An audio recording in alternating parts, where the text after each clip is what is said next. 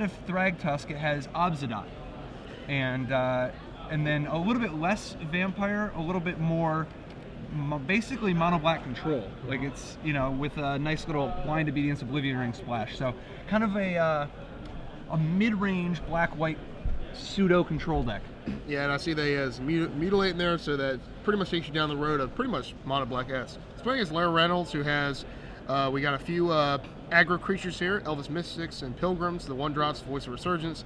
So a green-white, splashing red, oh not splashing red, excuse me, heavy red, Naya mid-range deck. Yeah, just sort of good cards, right? Good cards, right? And we've seen decks like this throughout the course of Standard, where you have the really efficient 1-drops and then the dual lands. There's so many dual lands around that you can play a turn 1 Elvish Mystic and still have mana to play Voice of Resurgence and even play like Boros Reckoners down the line because the mana is so good. Yeah, so here we see turn 1 Elvish Mystic, turn 2 Voice of Resurgence. Reynolds advancing the board. That's a card I see in Chris's hand, and for those who are watching, Chris VanMeter's a regular writer for Star City, pretty in it in the Standard scene. He has Blind Obedience here, which we're seeing come on the board. When that card was printed, I had high hopes for it. Kind of fell off my radar personally, but I think it has some pretty powerful implications later in the game. It's still been used quite a bit in whenever you want ways to stop, like to slow down, like Hellrider, Thundermaw Hellkite, Aurelia, Falconwrath Aristocrat. And Reynolds has a fair number of those in this deck, right? Like, yeah. So you got Thundermaw Hellkite and Aurelia in this deck. So Blind Obedience gets to do some splash damage. Chris obviously using it for both reasons. We have the Siphoning Life ability here with Extort, and we also have, like you said, stops those hasty guys. So Lara Reynolds is going to play Goreclan Rampager. Is she just fire blasting him? Yep. Boom. Take it. Yeah. I mean, I kind of like that play. Yeah, if she doesn't have any, it looks like she doesn't have any spells she can play. Right. Yeah. And Chris obviously playing black-white. You have to assume there's some Doom Blades in there. There's some Tragic Slips. What do you think about Goreclan Rampaging there instead of just casting it? You do 5 less damage. That's true. But then you don't have a 4/4 in play. Yeah, I guess, especially because you look at black-white. There's no Wrath of God or Day of Judgment, so it's pretty much Mutilate or bust. And I don't know if Lara's playing against Mutilate, because how many of us really see a Mutilate coming nowadays? So I think I probably would have casted it. So she mortars the Vampire Nighthawk, and she's going to get in there for 3 more, putting VanMeter at 11. Yeah. At this point, if Reynolds really needs 1 more land, and because like from the looks of it, is her hand 2 Thragtusks, a Thundermaw, and an Aurelia? Yeah, she is. That's a lot of big action if she just hits 1 more land. And those are the cards that have been typically pretty powerful against control decks. The cards like Thragtusk, where it leave behind a 3/3. Thundermaw Hellkite's haste, it's a lava axe to the dome before you can even handle it, usually because you're tapped out. So she really needs to get the mana to cast these spells. So let's see if she hits it. And we draw, and it looks like a Huntmaster. Yeah. It is a Huntmaster of the Fells. Just going to cast Huntmaster. Just going to put a little bit of pressure on Chris. The nice thing about the Huntmaster here is that VanMeter is going to be able to Doomblade it, but not before Reynolds gains 2 life and makes a token to help advance her board. Right. Now VanMeter's got to be using this Blind Obedience a little bit more. Oh no, he did. He did drain off the Nighthawk.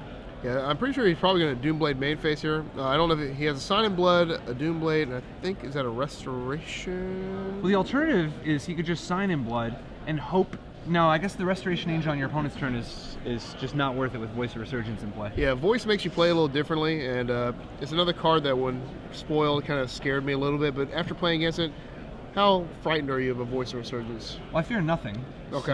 So not particularly. For those of us who are afraid of things like, snakes and spiders, lions, Voice of Resurgences, what can you tell the viewers at home?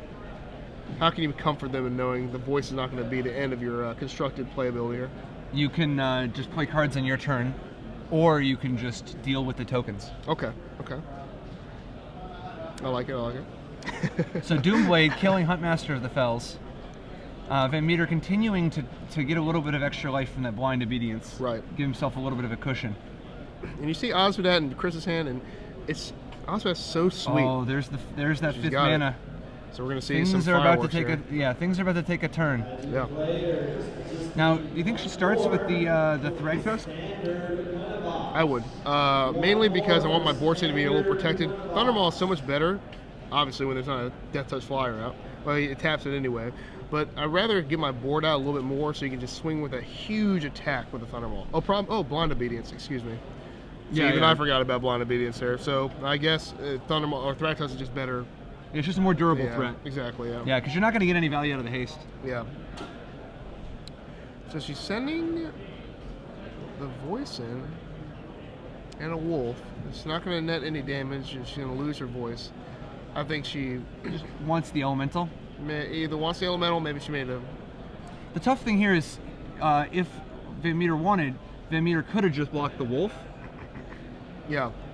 But Because remembering VanMeter's hand, he doesn't have an answer to the big elemental, but I think the Death Touch Flyer and the Vampire Nighthawk might be good enough here. But then again, she can play the Thundermaw Hellkite, which deals a point of damage to the Nighthawk and taps it, so she can actually get a little bit of value out of that Thundermaw Hellkite. yeah, I actually not so sure I would have killed the voice. I mean, that might have actually just been a sick play on Reynolds' part if she correctly anticipates, like if she believes that it is wrong for VanMeter to block that way and correctly anticipates that he will. Yeah, because looking at VanMeter's hand, he doesn't really have anything he can do proactively against that threat about to hit the board here. Then again, of course, we have the benefit of seeing her hand, and we know the Thundermaw is coming. Well, let's see what happens here. Obsidat is... I love that creature. I think it's sad that Aetherling was printed because most of the control mages playing Esper that are listening, we all made the switch from Obsidat to Aetherling. But I think it's just a fantastic card. It's super sweet design on it. It's definitely a lot of fun. Definitely less wrath resilient. Sad part is. All right. Aetherling seems like it'd be something just right up your alley. Oh. Or do you not like it because it's too obvious? It's too mainstream. It's too mainstream. hip? Yeah, it's too hip. That's the hipster in me right now. Everybody's doing it, Pat. You can't do it. No, and you know what? I agree with you. I was just playing some Esper Control at the coffee shop the other day while I was wearing a scarf, listening to the Postal Service. Oh. And we were discussing the finer nuances. I'm more of a Dashboard Confessional fan myself. Oh, okay, sure, absolutely. I can see how there'd be a huge difference. There is Yeah. a significant difference. Yeah, well, you know what? Dashboard Confessional's like Death Cab for Cutie, but has different people in it and different songs. Right, yeah. You're right. You're right on there. Chris VanMeter attempts to attack with his Obsidat and realizing Blind Obedience doesn't give his guys Blind Obedience and haste here. So he's going to remove from game. I think Reynolds here is going to lay that Thundermaw Hellkite, tap that Vampire Nighthawk, and attack for a significant amount of damage here. What do you think? 5, 6, 7, 8, 13. I would consider 13 to be a significant amount. Yeah, I like it. No, it's only 12. I'm sorry, because you have to have the Mystic. She didn't draw land. Okay. And thinking about it, if she would have played that Rampager, maybe might have had a little more damage throughout here, but then the whole gameplay would have been slightly, much different here. Oh, she's not going to do it. I don't think she might not see the play about. No, she might also just be building up for an even harder hit next turn. Maybe a coup de grace, if you will. Yeah, if she plays does she have another Thragtusk? I think Not so. sure. I know she had another big guy in her hand, either Thragtusk or is it a? So this is 4 for 9. So this is a net loss of 7 to Chris, putting him at 8, and she loses a wolf. Chris blinking that Osmond there was pretty dangerous because he has a second Osmond in his hand. So worst case scenario, if he trades with it. Oh yeah, she did. Oh, so she wants to kill the Nighthawk. Oh, okay. She anticipates Chris taking 2 damage with his Nighthawk, and now the Nighthawk, rather than just be tapped, is straight up dead. That's true. So we pretty much trade. That's actually kind of sick. It's sick, yeah. I mean, it's definitely one way you can go with it. It's definitely trading. You trade what 6 life to remove the Nighthawk permanently. Yeah, it's really just a question of how does she think that the VanMeter is going to be interacting with her, you know? Right. And looking at VanMeter's hand, I think I see land, Rescue Angel, Osmond. So we're at the point where we're not playing, we're not attacking with this Osmond. He could, because he needs 4 mana for the Rescue Angel. 5, because he's got a Blind Obedience too. Oh yeah, he's got a Blind Obedience, you're right. Oh yeah, he's going to attack here and then blink it. Yep. And the nice thing is with all these little incremental drains, VanMeter does have Reynolds down low enough that, he has hopes of trying to rally, try to pull something together. But he is definitely on the ropes. Because, even here, when he's going to Restoration Angel, draining Reynolds to 6, counting the Obsidat and the Obedience triggers.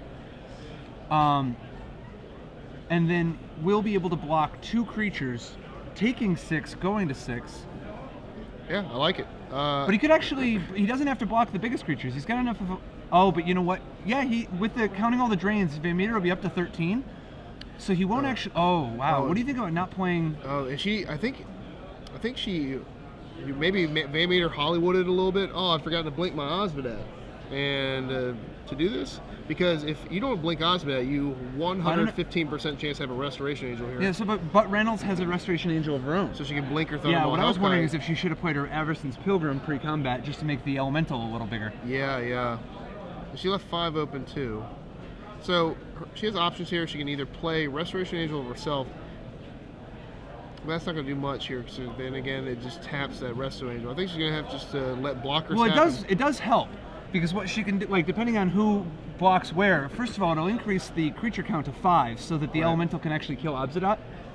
And second of all, it can blink the Thundermaw to make sure that the Restoration Angel takes an extra damage. Yeah. Or just, blinking the Thragtusk so she gets a 3/3 and a ton of life, so that there's no counterplay. And also, I kind of like blinking the Thragtusk. Yeah, because it actually makes it a 6/6 Elemental and trumps over the Osmodat. Absolutely. Yeah, I actually think it's going to be a pretty sick play. But she's got a lot of options to consider, because it does prevent 5 damage that would be dealt to VanMeter. So she's got to just figure out how can she how can VanMeter interact with her. What's important right now? VanMeter has actually had recent success on the Open Series, winning an Open not too long ago. Him and Brian Bronduin are good pals and buddies, living in Roanoke, making some videos, Magic videos. Pretty much in the Magic scene as much as you can be. And they were big Junkrat guys. So this isn't much of a step away from Junkrat. She's subtracted a color here. Arguably one of the better ones. So Reynolds decides to let her Elemental die to do the full 10 damage to VanMeter. What do you think about this play? I think I think she was going with less damage last turn to advance her board state and killing the Nighthawk. I think she might want to stick to her guns though. Do you want to keep building board state? But she's luring VanMeter into a trap here, right? Like VanMeter, if VanMeter has a removal spell, he's not going to be able to resist going for the kill. Right. And Reynolds blows him out with a Restoration Angel on Thragtusk. That's true.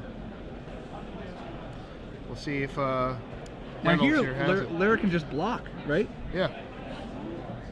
So we're going to blink here Thragtusk. Now, remember, the Beast and the Angel and the Thragtusk are all going to come into play tapped. Yeah, what did VanMeter draw? Did he draw a removal spell? I think he drew a Murder. No, Ultimate Price. You did draw a removal spell. Oh. But it doesn't change, She's actually she's dead, because if she plays Resto Angel, blocks Resto, takes 5, goes to 1, he actually has a second Osmodat, and he's going to kill her. Oh, he actually needs to siphon off the Blind Obedience here, so she needs to stop all damage. She needs to block all of it here.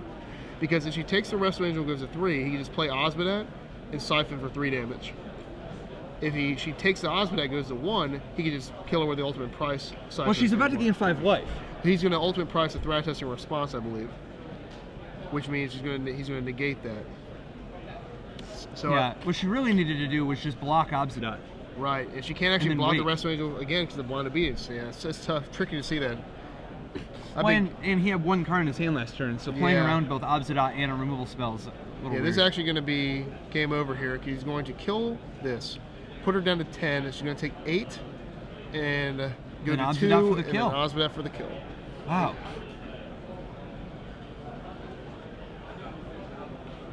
All right, so Reynolds sees the writing on the wall. She's going to scoop it. Crazy.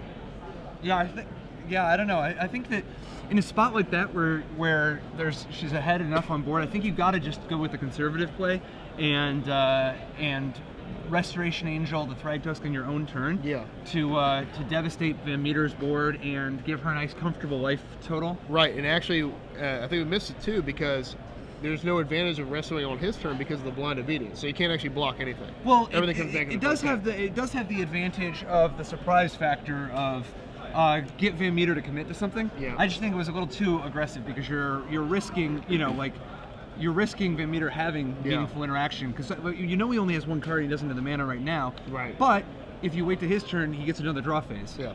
So. Let's go ahead and take a look. Plus, it costs so little. If you just Resto Angel, even if you don't blink your Thragtusk. If you Restoration Angel on your turn, you can kill Obzidot, which Right. is, you know. Lots of different things you can do there, making it a 6/6, and then your elemental survives. A lot of different things that could have gone a little bit better for him. Let's see her sideboard. Her sideboard has Rourke Thar, the Unbound. Well, the other issue is that he murdered the elf or the mana creature. Right. She can block Obzidot first, Yes. then flash the Thragtusk. Yes. So yeah, there are different lines you could have taken that were much more safe, and That just shows how much play there is in Standard on both people's sides. I mean, a number of great plays and a number of tough judgment calls on both sides. right. Her sideboard looks like she's going to bring in a few things here. We have Rourke Thar, which is pretty good against VanMeter, I think. It's just good against any deck with a slew of spells here. He does have a lot of creatures, but I'm pretty sure this is just an auto sideboard against the spell decks. Doom Blading or Go for the Throating or, no, that's not legal, excuse me, Ultimate Pricing, a Rourke Thar is never a good thing. It still hurts pretty bad there to do. Oh, well, what about Urgent Exorcism? So Urgent Exorcism kills Obzidot, but it also kills things like Blind Obedience, Oblivion Ring, and you never know, he might have things like Underworld Connections. I think that's 100% coming in. I think she might actually bring in the Ray of Revelation as well, because how much of a thorn in her side that Blind Obedience was. I can see her bringing in one of Ray of Revelation. Urgent Exorcism is kind of a sweet card. You don't see that one a lot. No, but I it's kind love of funny that that both sides are getting value here. Yeah, the Urgent Exorcism was a kind of a phenomenon when Ozbat first came out, because there are so few ways to kill it. You have Ultimate Price, which can't hit it. People are either playing Victim in the night or Urgent Exorcism if you're playing a black or white. Dreadbore doesn't hit it. Disney Mortars doesn't hit it. No, he dodges all kinds of stuff. Supreme Verdict, Detention Sphere, all that. Then they made Aetherling, which nothing can hit. You need a Pithy Needle and a lot of help there. You know what's funny? It's hard to, like, if you know your opponent has sudden death, not even sudden death kills Aetherling. Yeah. If they know, if they know to not play around it. Yep. Take your 4 and like it. Not a lot of things beat Aetherling. What about on Chris's side here? What Sudden Spoiling beats Aetherling. It does.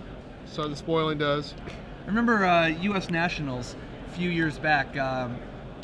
The national team ended up being like Michael Jacob, Sam Black, Paul Cheon. I think that was the team.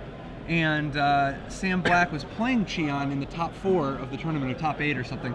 And they end up at a spot where Sam had done the classic shuffle his sideboard into his deck and then pull out 15 cards. Professional, yeah. And he missed one. Now he had the correct numbers, but he definitely did. Like, so he's dead on board. Yeah. To Cheon, and Cheon has Cryptic Command, Permission, a Lethal Clock. Yeah. Everything is just. And Sam knows he's drawing stone dead. He has 0 outs. But rather than concede, he just draws his card, draws for the turn, and he draws his only out, which is a card he wasn't playing with. Right. Sudden Spoiling. Like, he wasn't supposed to even be playing Sudden Spoiling, but he had accidentally left it, accidentally had it in. Yeah. And so then he Sudden Spoils for the win, because then Cheon loses a turn and dies to his own Bitter Blossom. And so at this point, after Sam gets the win, and he's laughing, but after he gets the win, he wonders to himself, like, he tries to play it off. He's like, am I supposed to keep it in? Like, yeah. So, like, starting to question yourself there. So then he pulls it out, of course, because at this point now he's going to play around it. Like, yeah. I'm the guy who's playing Sudden Spoiling. Well, you planted the Fear Seed, and there you go. Yeah. I don't know if you really brought that up as a dagger to me, because that's the top 8 I actually lost to Sam Black in. The only Nationals I ever top 8. Is that? No, it certainly wasn't a dagger. No, I had no idea. Oh, all right. No, I was just thinking about the people who won. The winners. Yeah, I wasn't in the winners. I actually was up, and I lost 3 in a row to be eliminated, and it was pretty painful. What were you playing? A blue-green ramp deck. Oh, cool. With Teferi. I ramped into Teferi and then the Cloud Threshers, things that already had Flash. It's a pretty good deck. No. Did you splash red or no? I splashed red for Fire Spell. That's what I thought. I remember that. That was actually a sweet deck. Yeah, it was one that was made to beat the Fae, the Menace, if you will. Had some Squall lines and some Cloud Threshers and some fun cards like that. Fire Spout, of course. So. Was Sam playing Elves? Yeah, Black-green Elves? The only matchup that was actually my good matchup. It was my only good matchup in the day, and I somehow managed to lose. There were fairy decks in the top 8. Yeah, there was a fairy deck with Shadow Mage Infiltrator. That's a rough. nice one. That's rough money right there. That's not a card that should be in Took out the Scion of Unas and brought in Johnny Magic. One of the masters of the game. Well, let's see. We got Chris VanMeter up 1 game against Miss Reynolds here. I think she's going to bring in things good against control, like we talked about, things that hit enchantments. I think VanMeter's got a few cards of his own here. He's going to bring in probably Liliana the Veil. I kind of like Liliana even against the aggressive decks. There's really no better feeling when they play a 2-drop, and then you go Liliana second guy, and stays in play. I don't know if I'm on an island with that one. I usually leave Liliana in against everything besides like Doom Traveler decks. So it is tough though, because Reynolds has Elvish Mystic, Avacyn's Pilgrim, and Voice of Resurgence. And Smiter.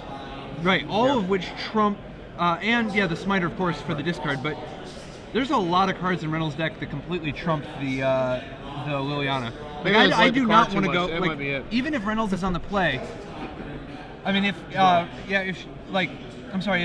Reynolds goes on the play, Mystic into any creature, by the time you Liliana, you're hitting something that costs less than 3 mana and then losing your Liliana. Right. I guess the only silver lining would be, since he has so much removal, spot removal, or he has multiple Tragic Slips and Doom Blades, he actually caps off, brings in more Doom Blades, another ultimate price. He would have to go spot removal spell into Liliana, and that's usually the line that you want on the play. I agree completely. Even that doesn't work though. Against Voice of Resurgence, right? Like, just because Elvish Mystic into a spell on turn 3. Well, Reynolds is on the play. Yes. So Reynolds is going to have 3 plays by the time you can play a Liliana. I agree, yeah. Liliana on the play would be a lot better. He has Sever the Bloodline, Doom Blade, Ultimate Price, so expect to see a lot of VanMeter spot removal this game. When it comes to Wrath effects, he's still maxed out at his 2 Mutilates. He doesn't have any additional on the sideboard. So if Reynolds knows VanMeter's list, which I doubt she does, because I don't think this is a super popular deck, she should not be that afraid. There's only 2 Mutilates, only 2 board sweepers. Plus Fear is just really not that good of a strategy. Right. So, well, maybe playing around would be a better word. Should have played around it. Had is a very popular line here. So we got Reynolds here with the Pilgrim turn 1, but no 3 mana spell. You know what? Yeah, she's got all the colors of mana though, so I got to imagine that turn 4 is going to be a good one. Looks like her hand's got some 5-drops in it though. Yeah. Thragtusk, Thundermaw, Hellkite. She has a Boros Charm on the far right here, which is obviously a control killer. It's real rough when you go to Doomblade. It becomes indestructible in combat. Hopefully VanMeter, when he's removing things from the board, he'll know to play around a card like that. So VanMeter, land, control, favorite starts, we're not playing much here. Looks like we have a Guildgate, very potent dual land.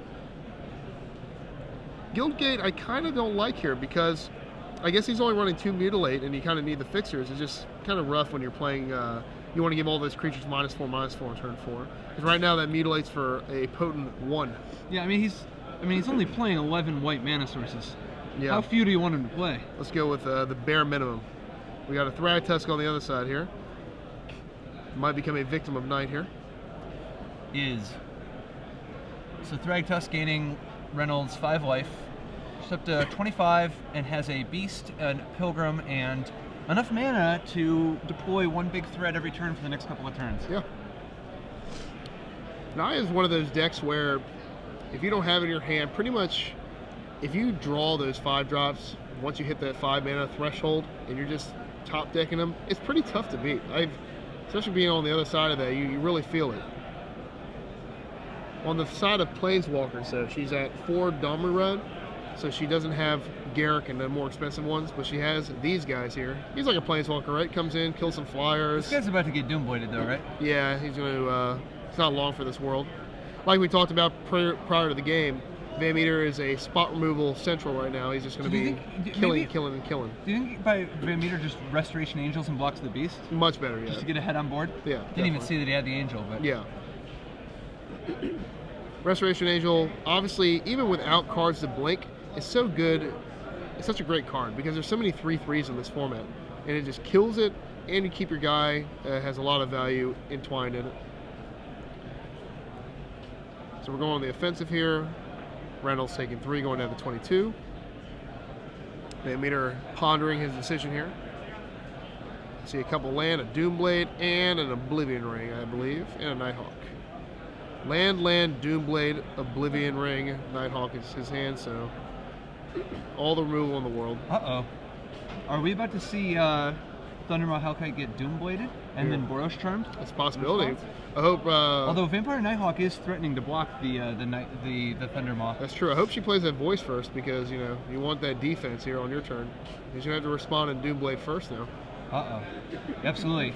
And now if we have a Doomblade in response, Borosharm's going to be huge. Yeah. This is... Oh. Oh, no. She elects to have her Hellkite slain here. She has a white from her Pilgrim. And so Yeah, the white so needed the Avacyn's Pilgrim and a Rootbound Craig. All right, so VanMeter is going to go back to his turn. I think he just added a land to his repertoire of spells here. Oh no, Disciple of Bolas. That's pretty awesome. Yeah, I think VanMeter is about to run away with this game. Yeah. You think he sacrifices the Restoration Angel to the Disciple, just draw a bunch of cards, gain a bunch of life, and I think 100% he's going to do that. Yeah. Such a powerful card in this deck. It seems like Black has more card draw than Blue does. Seems like it. that's only because he's playing Black and he's not playing Blue. Yeah. He's drawing a lot more cards than we do, unless you're tapping X here. All right, we got Disciple here. He's going to go with what you suggested, I believe. He's going to primarily cast spells on his turn.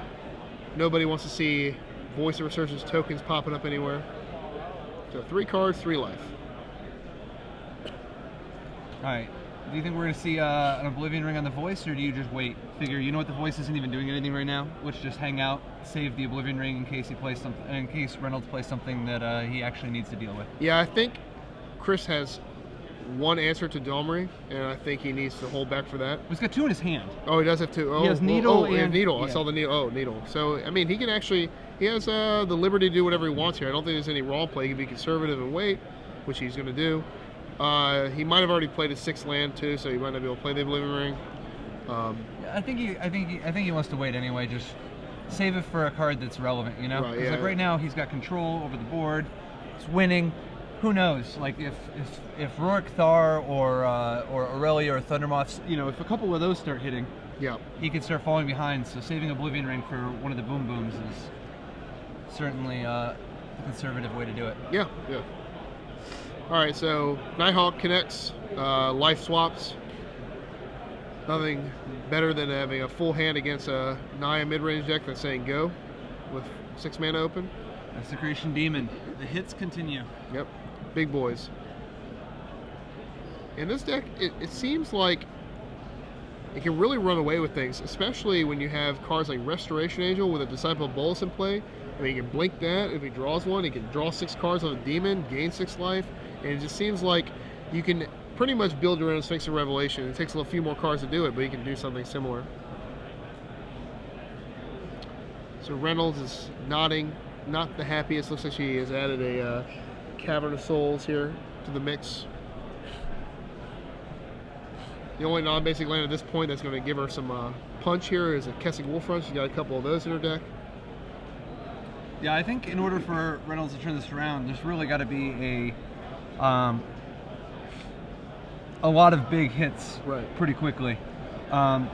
Step 1 might just have to be Fiend Huntering the Desecration Demon. Yeah. Because she's not going to be able to sacrifice, you know, offerings to it for long. Absolutely. She does, however, have excellent penmanship. I've been looking at her list here. It's very nice. I think, yeah, it looks like the only answers to Desecration Demon in the 75, the only realistic answers are the Fiend Hunters. So we're definitely at a spot where things are kind of drawing pretty thin, you know? Yep. And VanMeter just has such a big board presence. We're definitely... Things are too far to be able to chain together haste creatures and burn spells. Right.